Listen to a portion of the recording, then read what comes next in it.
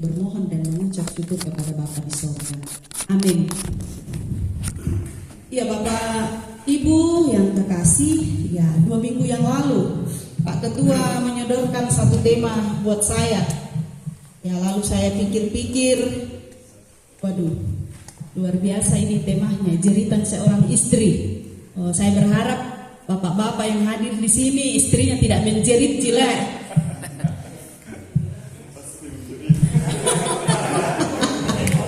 Lain itu Pak, lain jeritannya itu. Ya sebelum bersama-sama kita renungkan tema ini, firman Tuhan yang saya sudah persiapkan bagi kita, saya telah persiapkan dari kitab Ulangan. Kitab Ulangan pasal 6 ayat 4 sampai ayat yang ke-9.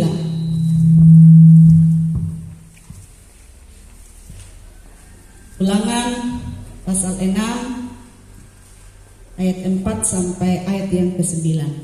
Ya, karena waktu Pak Ketua sampaikan ya hanya tema yang diberikan kepada kami. Lalu saya berusaha untuk mencari di dalam Alkitab supaya apa yang diharapkan oleh pengurus PKB ini tersampaikan. Nah, firman Tuhan saya bacakan di sini, perintah yang utama ayat ke-4.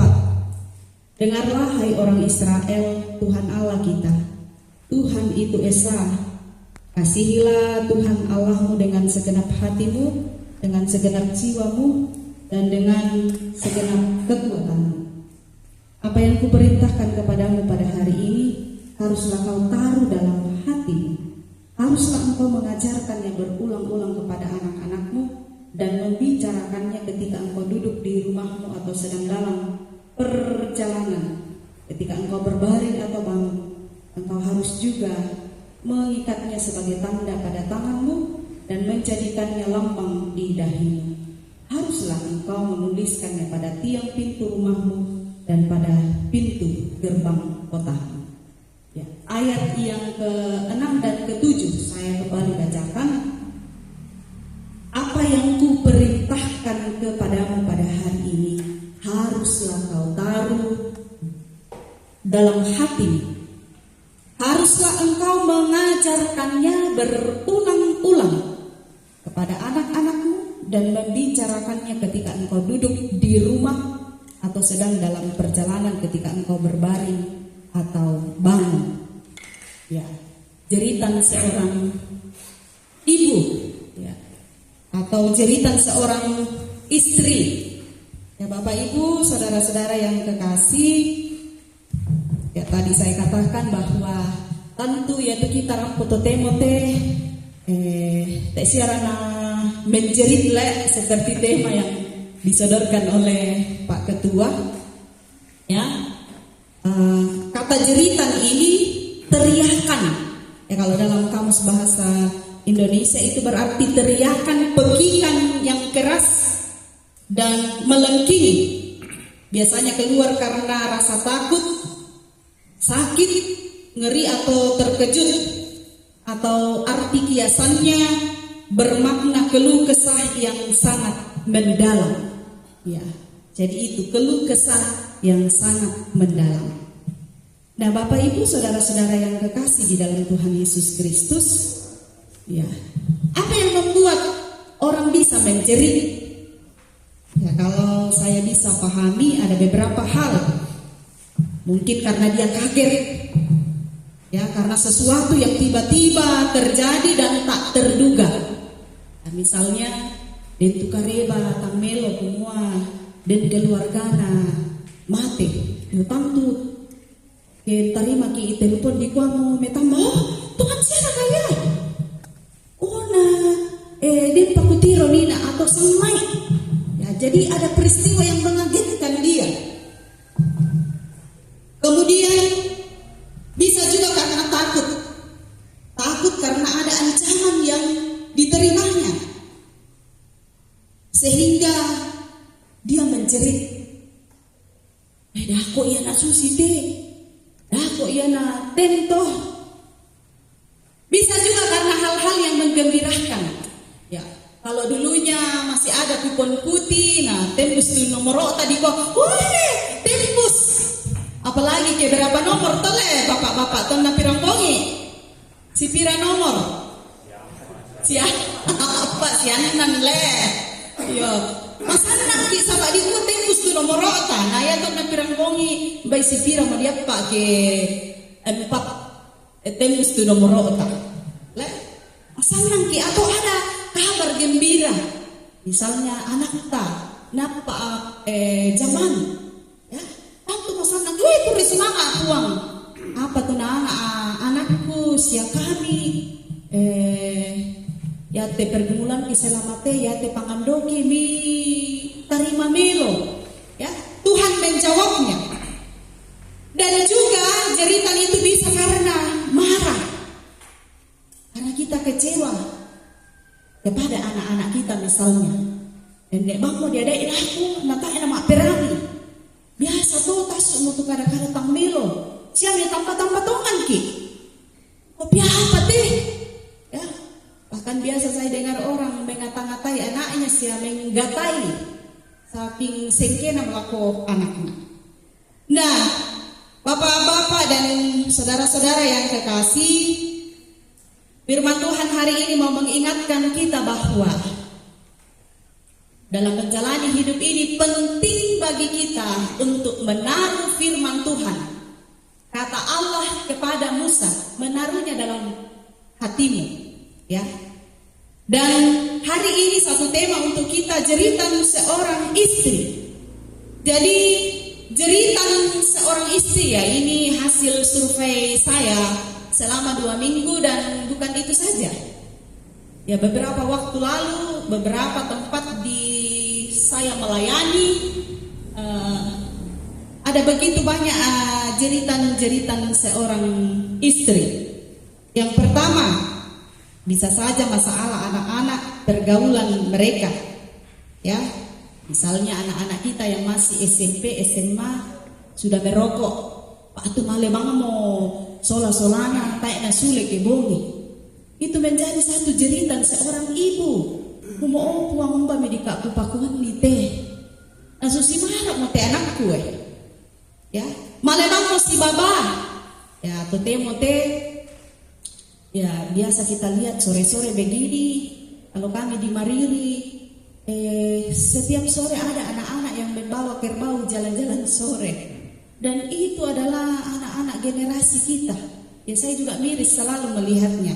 Uka biasa semua tak bang kena daka mama anak teh papa anak teh. Ya, itu menjadi satu jeritan orang tua, bahkan secara khusus seorang ibu atau seorang istri. Bisa juga jeritan seorang istri itu oleh karena rutinitas dalam rumah.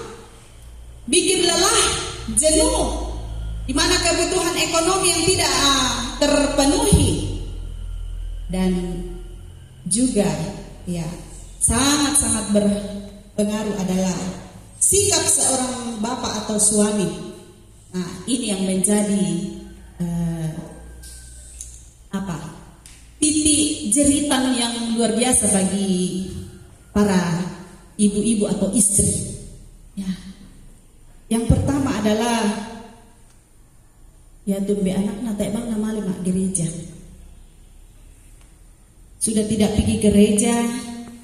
Ya, dapur bang male ke bongi, bak turun duanan itu pemasau. Ya. Nah ya tu penghasilan ya tidak maksimal. Ya mutena.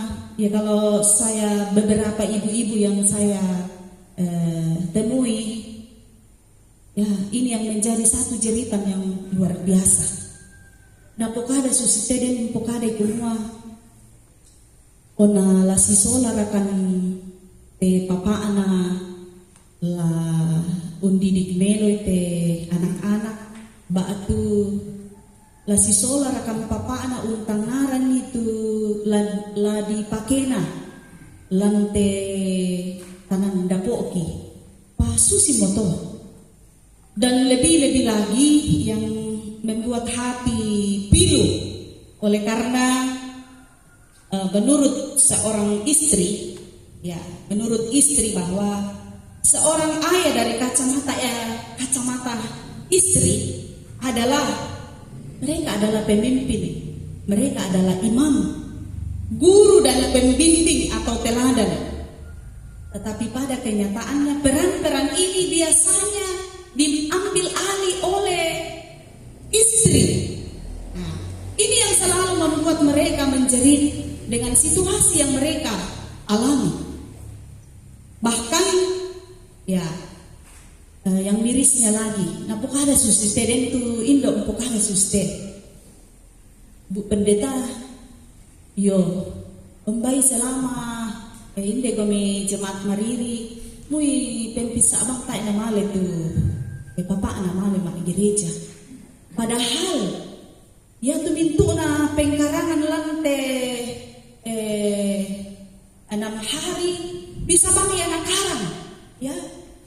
Male mak pakande baik, male mambata, bayari to misa, masa te bang na bisa male umben natuna, ukwa beri pukare, ukwa nenek siapa nih pakilala, nakua nenek bang bu pendeta, ukwa duka mupukadai, o bisa duka ya di pokada-kada to kumwa, ya kemale kami mak gereja, dako patotu, den tu laku beng komi dako, kuparugai susito, ya.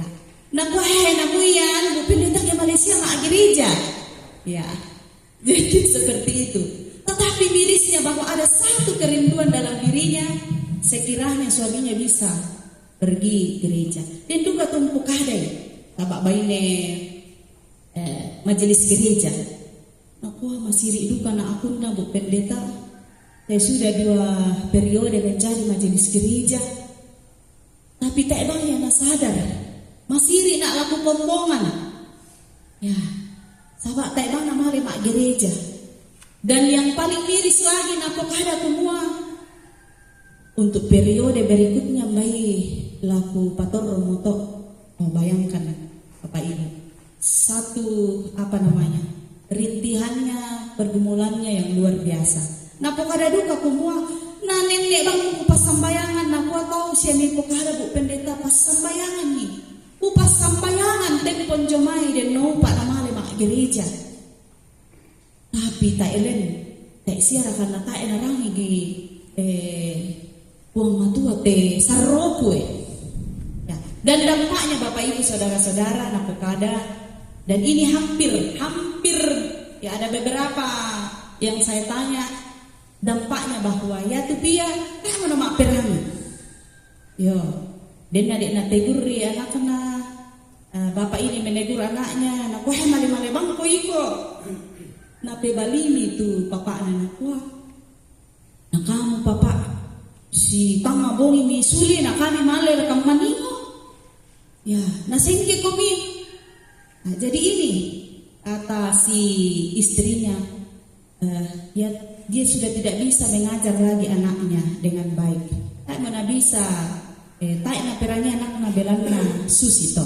Nah ini Bapak Ibu saudara-saudara yang kekasih, dalam kitab Amsal 22 ayat 6 dikatakan bahwa didiklah orang muda menurut jalan yang patut baginya, maka pada masa tuanya pun ia tidak akan menyimpang daripada jalan itu. Nah firman Tuhan mengingatkan kita selaku orang tua, didiklah. Itu berarti ada tanggung jawab bagi kita. Bukan hanya istri, bukan hanya ibu, tetapi ayah, bapak. Karena ya kalau dibaca itu Alkitab, itu di Alkitab selalunya menonjolkan seorang laki-laki atau bapak. Oh, ya karena masih berpengaruh dalam tradisi orang Yahudi, patriarkat yang lebih menonjolkan seorang laki-laki atau seorang bapak. Ya, jadi ini kita mau diingatkan bersama-sama bahwa firman Tuhan ini mau mengingatkan kita bahwa Musa diperintahkan Allah untuk menyampaikan firman Tuhan ini. Ya, Musa seorang utusan Tuhan, nabi, diperintahkan oleh Allah untuk menyampaikan firman itu. Ya. Uang kalena usua itu Musa. Kepada siapa? Kepada keluarganya, istri dan anak-anaknya. Bahkan di Pokada NDT sampaikanlah itu berulang-ulang. Tapi biasa tapi saya rasa kita yang hadir saat ini, ya bantu tak rata pegawai Yesus itu, ya kisi penduan pentalung mina Pokada atau baine teruan Indo biasa kata cuma raba-raba miki di kuah. Ya bang to ditole-tole, ya taruh ya to ditole-tole Pokada. Kalau kita mengingatkan pasangan kita, batu anak-anak tadi pakilala. Biasa di Pokada anak tadi ya taruh ya tuh mama. Bayangkan seorang ibu, seorang istri yang bukan hanya membesarkan anak-anak tetapi ingin mendampingi anak-anaknya, mendampingi suaminya. Dan kadangkala para bapak-bapak menganggap bahwa pendampingan itu cukup oleh mamanya saja. Contoh bang mile, ya ke kamu male kami, tayra na Pokada tu tahu kumua minda mantarana. Tapi ya ke kami turun Indo male kan, di kami minda mantarana. Itu contoh kecil. Seakan-akan bahwa kewajiban istri itu hanyalah mantarana di rumah, maknasu dan lain sebagainya. Namun ketika istri melihat atau ibu melihat bahwa melenceng mote papana di pakilala, pempisa penduan di pakilala lako biasa sok singkemo. Yang mana itu ditole-tole. Padahal firman Tuhan mengatakan bahwa berulang-ulang.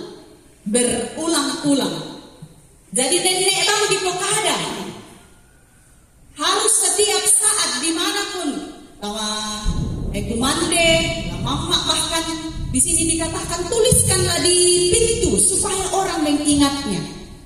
Jadi hal yang diulang-ulang itu berarti hal yang memang sangat dan perlu untuk disampaikan. Ya, bapak-bapak yang terkasih di dalam Tuhan Yesus Kristus.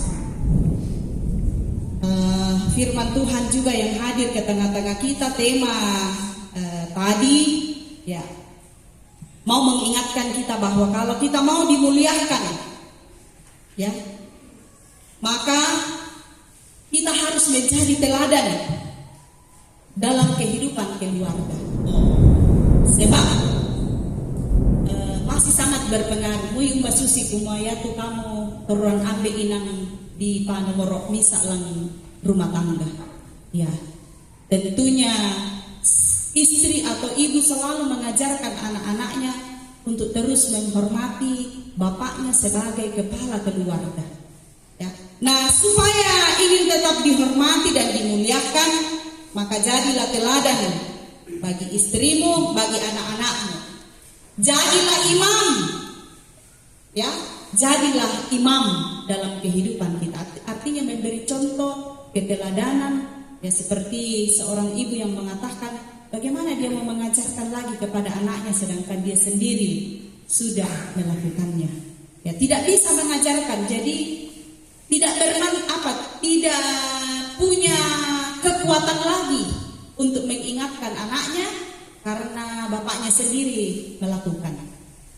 Jadi ini, ya, jangan tinggal pada zona nyaman.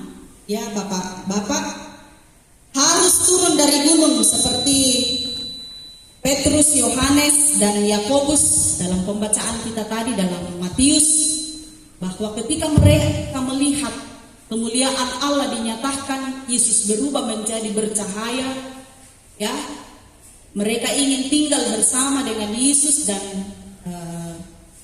Musa dan Elia, tapi kata Yesus, kamu harus turun.